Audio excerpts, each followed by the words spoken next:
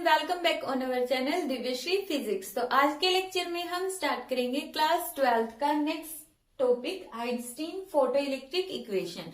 Previous lecture के अंदर हमने क्या स्टडी किया था, इलेक्ट्रॉन एमिशन के बारे में और वर्क फंक्शन के बारे में। तो आज हम देखते हैं कि आइंस्टीन ने जो फोटो इलेक्ट्रिक इफेक्ट है उसको एक्सप्लेन करने के लिए अपनी क्या इक्वेशंस दी। उसने कैसे बताया कि जो लाइट इलेक्ट्रॉन को निकालने के लिए फॉल हो रही है मेटल पर, उसकी पूरी की पूरी एनर्जी कहाँ पे जा रही है। ठीक है, तो आइंस्टीन ने जो अपनी इक्वेशन दी वो दी प्लैंक्स क्वांटम थ्योरी का यूज करके। अब जो ये प्लैंक्स है वो एक साइंटिस्ट है, इसने क्वांटम थ्योरी दी थी। क्वांटम थ्योरी के अकॉर्डिंग क्या होता है, अब क्वांटम थ्योरी के अकॉर्डिंग होता है कि जो सन है, यहाँ पे जो सन है, तो सन से जो रेडिएशंस आ रही हैं, सन से जितनी भी रेडिएशंस आ रही है वो सारी की सारी रेडिएशंस किसकी फॉर्म में है, क्वांटा की फॉर्म में है। अब ये क्वांटा क्या होता है, क्वांटा मीन्स फोटोन। अब फोटोन क्या होता है, packet of energy, packet of energy, packet of energy. जैसे दूध का पैकेट होता है उसी तरह ये किसका पैकेट है, एनर्जी का पैकेट है। मींस जो ये सन है, सन से जो रेडिएशंस हमें आती हुई दिख रही है, ये लग तो रहा हमें जैसे कि ये पूरी कंटिन्यूअस एक लाइन है, बट देखो इसको समझने के लिए हम ये लेते हैं कि ये हमने लगा लिए dot dot dot dot dot, बहुत सारे डॉट लगा दिए ये। ठीक है, जब इन्हीं डॉट्स को हम दूर से देखते हैं तो ये हमें क्या लगते हैं, हमें लगता है कि ये क्या एक स्ट्रेट लाइन है।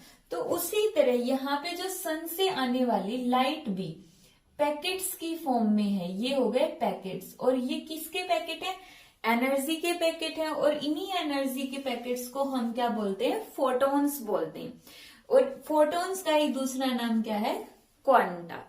ठीक है, तो कोई भी अगर पूछता है कि फोटोन क्या होते हैं या क्वांटा क्या होता है, इसका मतलब पैकेट ऑफ एनर्जी, एनर्जी का पैकेट होता है। अब इस पैकेट के अंदर कितने किलोग्राम एनर्जी है, ठीक है, किलोग्राम में नहीं जूल में देखते हैं हम एनर्जी, तो कितनी जूल एनर्जी होगी। तो एनर्जी का जो फॉर्मूला होता है वो होता है एच न्यू।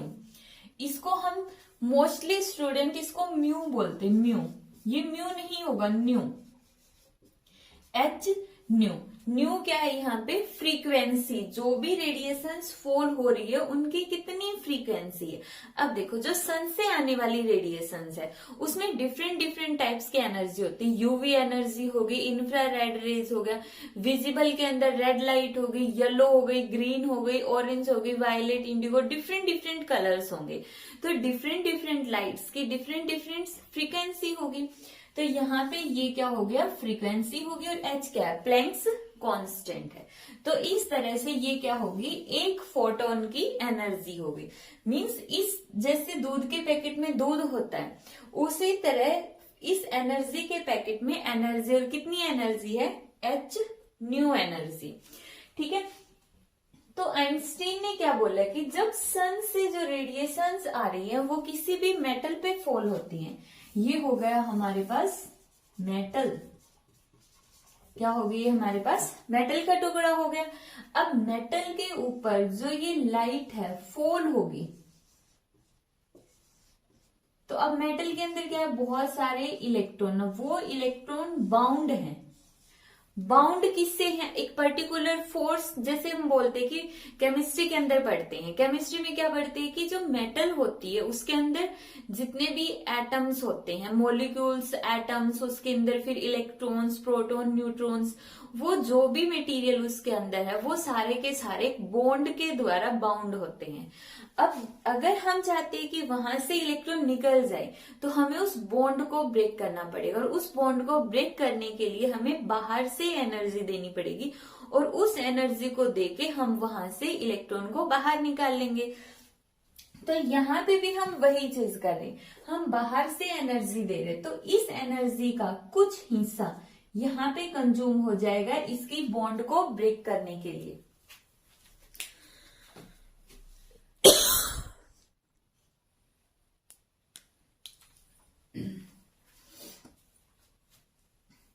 तो यहाँ पे जो वो जिस बॉन्ड के थ्रू वो बाउंड होते हैं, तो उसको ब्रेक करने के लिए हमें कुछ एनर्जी चाहिए। तो यहाँ पे इस एनर्जी का कुछ हिस्सा इस बॉन्ड को ब्रेक करने में कंज्यूम हो जाएगा, जिसको हम बोलते हैं फाई नॉट। और इसी को हमने क्या बोला, वर्क फंक्शन। मींस जिस भी बॉन्डिंग के थ्रू ये इलेक्ट्रॉन मेटल के अंदर बाउंड होते हैं, उस बॉन्डिंग को ब्रेक करने के लिए जो हमें मिनिमम एनर्जी चाहिए, उस मिनिमम एनर्जी का जो नामकरण है वो हमने क्या कर दिया है, वर्क फंक्शन कर दिया, मींस फाई नॉट। तो यहाँ पे ये हो गया फाई नॉट उसका वर्क फंक्शन। अब इस एनर्जी का कुछ हिस्सा तो यहाँ पे चला गया, बाकी का हिस्सा कहाँ पर चला जाएगा, इलेक्ट्रॉन यहाँ से इस एनर्जी को लेकर फ्री हो गया और इस बाकी की जो एनर्जी बच गई उसको लेके भाग गया। भागने का मतलब काइनेटिक एनर्जी हो गई। ठीक है, तो ये हो गया काइनेटिक एनर्जी ऑफ इलेक्ट्रॉन्स। ठीक है, अब इसको समझने के लिए हम एक छोटा सा एग्जांपल लेते हैं अपनी रियल लाइफ के ऊपर। जैसे हमारे घर में कोई भी गेस्ट आ जाते हैं, ठीक है, बुआ वगैरह आते हैं या फिर कोई भी आता है, तो वहां पे हमें क्या मिलता है, बच्चों को क्या मिलते हैं, पैसे मिलते हैं। मान लेते हैं वो 100 रुपए मिल गए, तो हमें कितने रुपए मिल गए, टोटल 100 रुपए। ठीक है, टोटल मिले हमें 100 रुपए। उसके बाद ये हम हो गए और ये हमारी मम्मी हो गई यहाँ पे, सॉरी। ठीक है, तो अब 100 रुपए में से जाते ही क्या होता है, पेरेंट्स है जो हमारी मम्मी है वो हमसे वापस ले लेते कि दो 100 रुपए, इतने पैसों को तुम क्या करोगे। तो वहां से हमें क्या मिलते हैं, 10 रुपए या फिर 5 रुपए, और बाकी के सारे पैसे कहाँ पे जाएंगे, मम्मी के पास जाएंगे। ठीक है, तो यहाँ पे देखो टोटल तो कितने थे, 100 मिले थे, हमारे पास कितने रहे, हमारे पास तो सिर्फ 10 रुपए रहे, वो भी अगर हैम करके मिल जाते हैं तो। ठीक है, और बाकी के पैसे फिर मम्मी के पास होते हैं। ठीक है, उसी तरह अगर वही गेस्ट हमें 200 रुपीज देके जाते, बुआ ने दी 200 रुपीज, फिर भी हमें मिलेंगे 10 रुपीज और बाकी के 190 मम्मी के पास। अगर वो हमें देते 500 रुपीज, फिर हमें मिलते 10 रुपीज और बाकी के 490 फिर मम्मी के पास। तो अब देखो ये जो सिचुएशन है ना, ये सारे रुपए भी हमें कब मिलते हैं, जब हम बहुत अच्छे से अपना काम करते, 10 कंडीशंस लगा के अपना होमवर्क अच्छे से करो, शरारत नहीं करनी, ये नहीं खाना है, वो नहीं खाना है, ये सब बोल के। ठीक है, ये हमें 10 रुपीज मिल जाते हैं किसी तरह से। अब यही वाला फिनोमिना हम इसके ऊपर अप्लाई करते हैं, यही केस हम इसके ऊपर देखेंगे। जो लाइट फॉल हो रही है वो कितनी है, ई। जो ये फिक्स कमीशन है ये है इलेक्ट्रॉन का कमीशन है। इलेक्ट्रॉन का कमीशन कौन सा, इस इलेक्ट्रॉन को यहां से भागने के लिए जितना एनर्जी चाहिए, जितना कमीशन ऑफ एनर्जी चाहिए, मींस जितनी एनर्जी चाहिए उसको हमने बोल दिया है फाई नॉट। फाई नॉट क्या होता है, इसका वर्क फंक्शन होता है। अब प्लस मम्मी वाले रुपए का मतलब ये जो इलेक्ट्रॉन है ये भाग गया लेके काइनेटिक एनर्जी। ठीक है, ये हो गई इसकी kinetic energy, maximum kinetic energy. ठीक है, तो टोटल एनर्जी कितने में डिवाइड हो गई, टोटल एनर्जी डिवाइड हो गई इलेक्ट्रॉन को यहां से बाहर निकालने के लिए, खींच के बाहर निकालने के लिए, प्लस इस इलेक्ट्रॉन को यहां से भगा देने के लिए, मीन्स उसकी काइनेटिक एनर्जी के अंदर। तो यहाँ पे एनर्जी को हम दिखाएंगे एच न्यू, वर्क फंक्शन को H new not plus kinetic energy maximum. अब एच कॉमन न्यू, इस वाले टर्म को लेफ्ट साइड में लेके जाओ तो किसकी हो जाएगी, माइनस की, nu not is equal to kinetic energy maximum. तो ये हो गई हमारे पास आइंस्टीन की photoelectric equation. Einstein photoelectric equation हो गई हमारे पास ये, h nu minus nu not is equal to kinetic energy maximum. अब यहाँ पे जो ये न्यू नॉट है, अब ये क्या है, इसको हम बोलेंगे threshold frequency. Threshold frequency, threshold frequency means जो इलेक्ट्रॉन का फिक्स्ड कमीशन है, जो इलेक्ट्रॉन की एनर्जी के अंदर पार्टनरशिप है कि उसको इतनी एनर्जी तो लेनी ही लेनी है, उस एनर्जी को, उस एनर्जी के अंदर जो फ्रीक्वेंसी होगी उस फ्रीक्वेंसी को हम बोलते हैं थ्रेशोल्ड फ्रीक्वेंसी। क्या बोलेंगे, थ्रेशोल्ड फ्रीक्वेंसी बोलेंगे। तो अब थ्रेशोल्ड फ्रीक्वेंसी की डेफिनेशन भी देख लेते हैं कि थ्रेशोल्ड फ्रीक्वेंसी की डेफिनेशन क्या होगी। इजी से डेफिनेशन है, इसकी डेफिनेशन होगी the minimum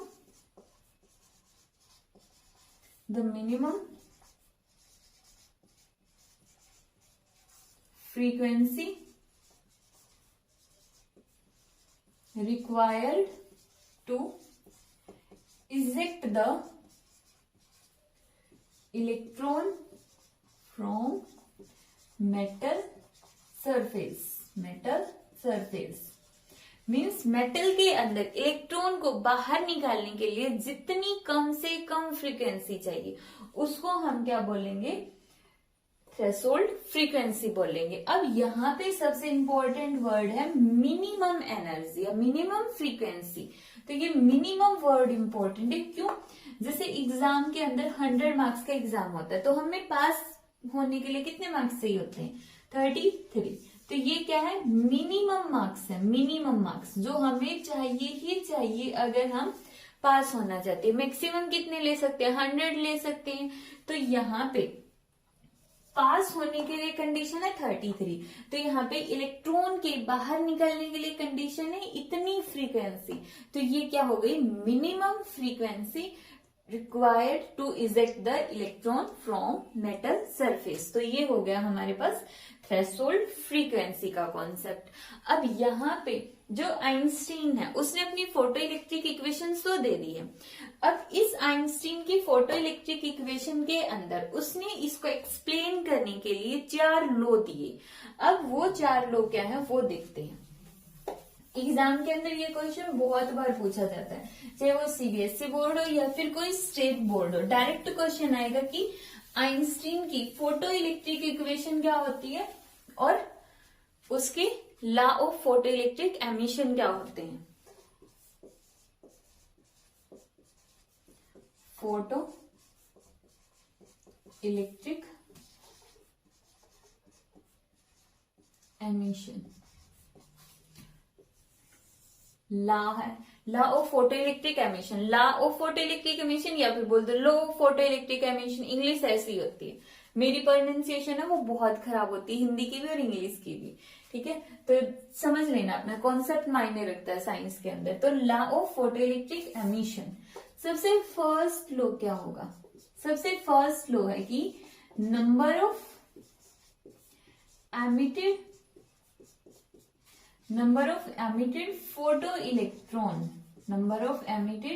photo electron directly proportional to intensity। अब सबसे इंपॉर्टेंट वर्ड आया इस यूनिट का, इंटेंसिटी।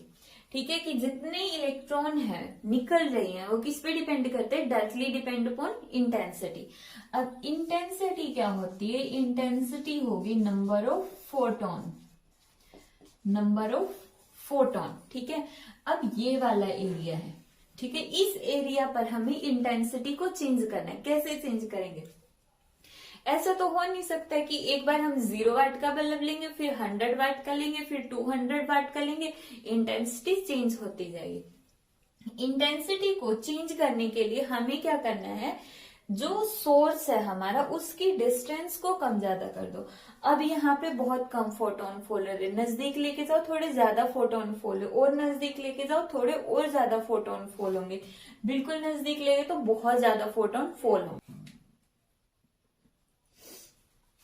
ठीक है, तो सोर्स की डिस्टेंस को कम ज्यादा करके हम यहाँ पे इंटेंसिटी को चेंज कर सकते हैं। ठीक है, बार बार एक नया सोर्स लेने की नीड नहीं है, सिर्फ सोर्स की डिस्टेंस को कम ज्यादा कर दो, इंटेंसिटी हो गई चेंज। तो इंटेंसिटी चेंज कैसे होगी, सोर्स को आगे पीछे करके। अब इसको इसके अंदर इंटेंसिटी का मतलब ज्यादा इंटेंसिटी मतलब ज्यादा फोटॉन्स, कम इंटेंसिटी मतलब कम फोटॉन्स। तो हम यहाँ पे थ्योरी के अकॉर्डिंग क्या बोलते हैं, देखो थ्योरी के अकॉर्डिंग बोलते कि जितने नंबर ऑफ फोटोन होंगे उतने ही नंबर ऑफ इलेक्ट्रॉन बाहर निकलेंगे। क्या बोल रहा है थ्योरी में, हमने जितने नंबर ऑफ फोटोन हमने फॉल करवाए उतने ही नंबर ऑफ इलेक्ट्रॉन बाहर निकल गए। अब हम देखते हैं एक्सपेरिमेंटली इसको समझने के लिए हम एक एग्जाम्पल लेते हैं। बचपन के अंदर हम एक गेम खेलते थे, आई डोंट नो कितने स्टूडेंट्स ने इसको खेला और मैंने बहुत खेला हुआ है। तो उसके अंदर हम क्या लेते थे, यहाँ पे एक बोलते थे पिल्ला। पिल्ला मीन्स मिट्टी के अंदर हम एक होल बना लेते थे, छोटा सा गड्ढा टाइप बना लेते थे, ठीक है, इसको हम बोलते थे पिल्ला। और यहाँ पे होते थे हमारे कंचे, ये हो गए कंचे। कंचे, कंचे मीन्स ग्लास की छोटी छोटी बॉल्स, ग्लास की छोटी छोटी बॉल, ठीक है। और एक कंचा होता था हमारे हाथ में। तो इस गेम के अंदर क्या होता था कि हमें ये जो हमारे हाथ में कंचा होता था, इस कंचे से हमें इनमें से किसी को भी हिट करना, हमें फॉल करवाना होता था। अगर फॉल हो गया तो हम जीत गए और वो जो कंचा गिरा है वो भी हमारा हो गया, ठीक है। तो गेम ये ऐसा ही कुछ था। तो इसके अंदर देखो पॉसिबिलिटी देखते हैं अब हम, यहाँ पे क्या होगा, ये हमारे पास कंचा है, इस कंचे से हमने इस कंचे को हिट किया, इस वाले कंचे को हिट किया, मान लो ये हो गया मिस, मीन्स ये कंचा वो इस साइड चला गया, पिल्ले में तो ये गिरा ही नहीं, तो मिस हो गया, कोई एमिशन नहीं हुआ, ठीक है। दूसरी पॉसिबिलिटी क्या होगी, दूसरी पॉसिबिलिटी ये होगी कि हमने जैसे इस कंचे को मारा इस वाले को, और ये कहाँ पे गिर गया, इस पिल्ले के अंदर गिर गया, तो एक कंचा हमने फेंका और उसके साथ ही हमें एक कंचा और मिल गया, ठीक है, एक कंचा और हमें मिल गया, तो एक के साथ एक मिल गया। तीसरी पॉसिबिलिटी क्या होगी, हम इसको इसके ऊपर मारेंगे और ये क्या करेगा, ये खुद तो जाएगा इस हाथ में, इसको लेके पिल्ले के अंदर गिर जाएगा, मीन्स हमने फेंका एक और हमें कितने मिल गए, एक्चुअल में 2 कंचे मिल गए। तो ये जो गेम है ना, ये यहाँ पे अप्लाई कर दो, ठीक है। जो रियल लाइफ के अंदर चीजें हम ऑब्जर्व करते हैं ना, वही फिजिक्स होती है, उसी के थ्रू हम फिजिक्स को समझ सकते हैं। यहाँ पे हम इस गेम के थ्रू इस फिनोमेना को समझ रहे हैं कि यहाँ पे सबसे पहली पॉसिबिलिटी क्या थी कि हमने कंचे को हिट किया और वो मिस हो गया, कुछ मिला ही नहीं हमें। तो इसके अंदर भी एक मेटल की सरफेस पे एक फोटोन फॉल हुआ, एक फोटोन फॉल हुआ, लेकिन इलेक्ट्रॉन ने इसको एब्जॉर्ब कर लिया और खुद भी नहीं निकला, ठीक है। तो यहां से इलेक्ट्रॉन का एमिशन हुआ ही नहीं, तो एक फोटोन के विद रिस्पेक्ट टू एक इलेक्ट्रॉन नहीं निकला। दूसरी पॉसिबिलिटी, हमने फॉल करवाया, एक इलेक्ट्रॉन निकल गया, एक फोटोन एक इलेक्ट्रॉन। तीसरी पॉसिबिलिटी, एक फोटोन से 2 इलेक्ट्रॉन भी निकल सकते, एक फोटोन से 2 इलेक्ट्रॉन निकल गए, ठीक है। ये है डिफरेंट डिफरेंट पॉसिबिलिटी। जब हम इसी चीज को जो थ्योरी में हमने बोल दिया कि एक फोटोन से एक इलेक्ट्रॉन निकलेगा, एक्सपेरिमेंट में कोई जरूरी नहीं होता है। जब हम एक्सपेरिमेंटली देखते हैं तो एक फोटोन से मे भी कोई इलेक्ट्रॉन ना निकले, मे भी एक फोटोन निकले, मे भी 2 फोटोन निकले, मे भी बहुत सारे फोटोन इलेक्ट्रॉन्स निकल जाए, ठीक है। तो ये होता है। तो ये तो था हमारा फर्स्ट लॉ, जिसको हमने बहुत ही इजी वे में समझ लिया। आई होप समझ में आ गया होगा, और जिन्होंने ये गेम नहीं खेला और डोंट वरी, कॉन्सेप्ट समझ गए। थ्योरी के अंदर एक फोटोन एक इलेक्ट्रॉन, एक्सपेरिमेंट के अंदर कोई कंपलसरी नहीं है कि एक फोटोन निकालेगा भी या नहीं निकालेगा और कितने निकालेगा, ठीक है। तो ये था हमारा इसका फर्स्ट लॉ कि जितनी ज्यादा इंटेंसिटी होगी, मतलब उतने ज्यादा फोटोन होंगे, उतने ही ज्यादा इलेक्ट्रॉन का एमिशन होगा। सेकंड, जो इंसिडेंट फ्रीक्वेंसी है, incident frequency nu directly proportional to incident frequency should be greater than equal to threshold frequency. Means जो फ्रीक्वेंसी हम फॉल करवा रही हैं वो किसके ग्रेटर देन और इक्वल होनी चाहिए, थ्रेशोल्ड फ्रीक्वेंसी के। अब इसका मतलब क्या है, देखो यहाँ पे देखो, अब यहाँ पे एक इलेक्ट्रॉन बाउंड है, जो लाइट हम फॉल करवा रही हैं, मान लो उसकी टोटल एनर्जी है 5 जूल, और जो इलेक्ट्रॉन बाउंड है कितनी एनर्जी से बाउंड है, मान लो वो भी है 5 जूल, ठीक है। 5 जूल एनर्जी फॉल हो रही है और 5 जूल एनर्जी से इलेक्ट्रॉन बाउंड है। तो ये एनर्जी जब इस इलेक्ट्रॉन पर गिरेगी तो इलेक्ट्रॉन इस एनर्जी को एब्जॉर्ब करके मेटल की सरफेस से बाहर तो निकल जाएगा, बट इलेक्ट्रॉन को भागने के लिए एनर्जी चाहिए और वो एनर्जी इसके पास नहीं है, तो इलेक्ट्रॉन भाग नहीं सकता। इलेक्ट्रॉन जस्ट मेटल सरफेस से बाहर निकलेगा कब, जब इसकी energy, incident energy work function के इक्वल है। एनर्जी इक्वल है मतलब उसकी फ्रीक्वेंसी इक्वल है। जब इंसिडेंट फ्रीक्वेंसी इक्वल होगी थ्रेशोल्ड फ्रीक्वेंसी के, तो इलेक्ट्रॉन सिर्फ मेटल सरफेस से बाहर निकलेगा, भागेगा नहीं। ठीक है, अब यहां से इसको थोड़ी सी छूट दे दो, छूट देना मतलब इसको ज्यादा दे दो। ठीक है, अब जैसे गेस्ट आते और अगर वो हमें 10 रुपए ही देते तो उसको हम क्या देंगे मम्मी को, वो बोलती कि चलो ठीक है खा लेना चीज। तो यहाँ पे वही केस था, 10 मिले, 10 को उसने खा लिया था। अब थोड़ा बढ़ा दो, यहाँ पे मिल गया जैसे 20 जूल एनर्जी मिल गई। अब इसका कमीशन फिक्स है, इसको मिलेंगे 5-6 जूल मिलेगा। तो अब बाकी की एनर्जी कहाँ पे गया, ये इलेक्ट्रॉन लेके भाग गया, 15 जूल उसकी काइनेटिक एनर्जी में कन्वर्ट हो गई। तो अगर फ्रीक्वेंसी ग्रेटर देन है थ्रेशोल्ड फ्रीक्वेंसी के, फ्रीक्वेंसी ग्रेटर देन है, फ्रीक्वेंसी मीन्स इंसिडेंट वाली फ्रीक्वेंसी, उसकी एनर्जी, फ्रीक्वेंसी का मतलब एनर्जी, अगर इंसिडेंट एनर्जी ग्रेटर देन है उसके वर्क फंक्शन से, तो बाकी की एनर्जी कन्वर्ट हो जाती है उसकी काइनेटिक एनर्जी के अंदर। बट यहाँ पे कंडीशन है कि हमेशा इसकी एनर्जी बड़ी होनी चाहिए। अब एक थर्ड केस और ले लेते हैं, चलो मान लो इलेक्ट्रॉन बाउंड है 5 जूल से और ऊपर से फॉल हो रही है 3 जूल, तो क्या यहां से ये इलेक्ट्रॉन निकलेगा 3 जूल में, निकलेगा ही नहीं। तो यहां से जो एनर्जी इसको एब्जॉर्ब कर लेगा और कोई इलेक्ट्रॉन नहीं निकलेगा, मीन्स फोटोन गिर भी रहा है और इलेक्ट्रॉन का एमिशन नहीं हो रहा है फिर भी। तो यही हमारे पास क्या था, इसका second case, means incident frequency should be greater than equal to threshold frequency. Third case, जो काइनेटिक एनर्जी है, maximum kinetic energy directly proportional to incident frequency, incident frequency nu. अब वैसे तो ये यहां से ही क्लियर हो जाएगा, बट फिर भी हम ये फिगर, ये इक्वेशन ले लेते हैं आइंस्टीन की, photoelectric equation, kinetic energy. यहां से देखो वर्क फंक्शन मेटल का फिक्स होता है, मीन्स ये तो कांस्टेंट है, तो इसको हम प्रोपोर्शनैलिटी के अंदर डाल सकते हैं, डाल दी हमने। एच भी कांस्टेंट है, इसको भी प्रोपोर्शनैलिटी के अंदर ले लो। तो ये जो फ्रीक्वेंसी है directly proportional to kinetic energy, तो हम ये बोल सकते हैं कि जो इलेक्ट्रॉन भाग रहा है उसकी काइनेटिक एनर्जी किस पे डिपेंड कर रही है, इंसिडेंट फ्रीक्वेंसी पे। जितनी ज्यादा एनर्जी यहां से गिरेगी, एनर्जी ज्यादा है तो उसकी फ्रीक्वेंसी ज्यादा, फ्रीक्वेंसी ज्यादा है तो मतलब जो इलेक्ट्रॉन भाग रहा है उसकी काइनेटिक एनर्जी ज्यादा है। तो ये था इसका थर्ड लॉ। फोर्थ लॉ और आज का हमारा सबसे लास्ट लॉ है किसका, फोटो इलेक्ट्रिक एमिशन का। अब जो फोटो इलेक्ट्रिक एमिशन का लास्ट लॉ है उसके अंदर क्या होता है कि देखो यहाँ पे जो फोटोन गिर रहा है, इलेक्ट्रॉन को बाहर निकाला, इलेक्ट्रॉन फिर भाग रहा है, तो ये जो पूरी प्रोसेस है, ये जो पूरी की पूरी प्रोसेस है, इसके दो स्पेशल पॉइंट्स है। क्या, एक तो यहाँ पे हो रहा है इलास्टिक कोलिजन, इलास्टिक कोलिजन, दूसरा यहाँ पे कोई टाइम लैग नहीं है, कोई टाइम लैग नहीं है। इलास्टिक कोलिजन, इलास्टिक कोलिजन का मतलब यहाँ पे कोई एनर्जी का लॉस नहीं हो रहा है, यहाँ पे एनर्जी है वो कंजर्व्ड रहती है, कंजर्वेशन लॉ को फॉलो करती है, एनर्जी के कंजर्वेशन लॉ को फॉलो करती है।